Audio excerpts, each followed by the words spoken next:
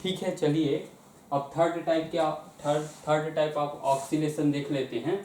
वो है force draw oscillation. ठीक है, तो इसमें एक नया फोर्स हम लगा देते हैं। होता क्या है नेचुरली कि कोई भी जो एसएचएम हो रहा है वो एक टाइम के बाद रुक जाएगा, लेकिन अगर हमें चलाते रहना है उसको तो हमें एक तरह का पीरियोडिक ऑक्सीलेशन उसमें देना पड़ेगा।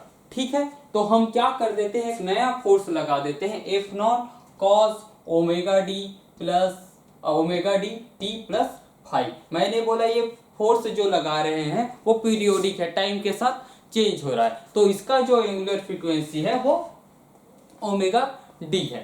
ठीक है, अब यहाँ पर ये फिर से एक आपका डिफरेंशियल इक्वेशन बनाएगा सेकंड ऑर्डर का। इसका जो जब सॉल्व करेंगे इसको तो आपका जो आंसर आएगा वो आता है x इक्वल टू ए डेस sine omega d t plus five. अब ए डेस क्या है, ए डेस कितना होता है आपका, ए डेस की वैल्यू आपकी आती है इतनी। ठीक है, ये जो ओमेगा डी है ये आपका फोर्स, जिस फोर्स जो एंगुलर फ्रीक्वेंसी से चल रहा है, जो एक्चुअल फ्रीक्वेंसी है आपकी जो हम वहां पे दे रहे हैं फोर्स, वो है ओमेगा डी। ठीक है, और आपका जो नेचुरल एंगुलर फ्रीक्वेंसी है वो है ओमेगा नॉट। तो ये आपका हो गया फोर्स ड्रॉ ऑक्सीलेशन। अगर हमें किसी ऑक्सीलेशन को चलाते रहना है तो हमें क्या देना पड़ेगा, इस टाइप का हमें फोर्स देना पड़ेगा।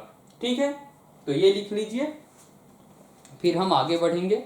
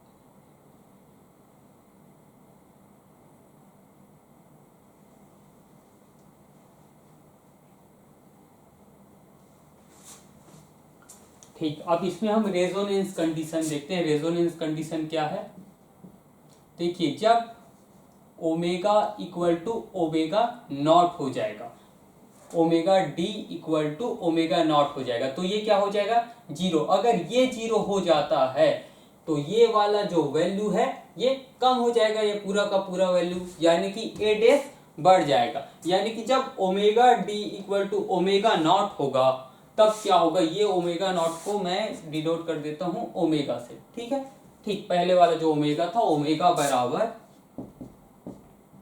रूट के, यही है ओमेगा। ठीक, तो अगर omega d equal to omega हो जाए तो ए डेस बहुत ज्यादा बढ़ जाता है अचानक। ऐसा कि जब ओमेगा डी को हम ओमेगा के बराबर कर देंगे तो ए डेस क्या हो जाएगा, बढ़ जाएगा। इसको क्या बोलते हैं, रेजोनेंस कंडीशन बोलते हैं। ये भी लिख लीजिए।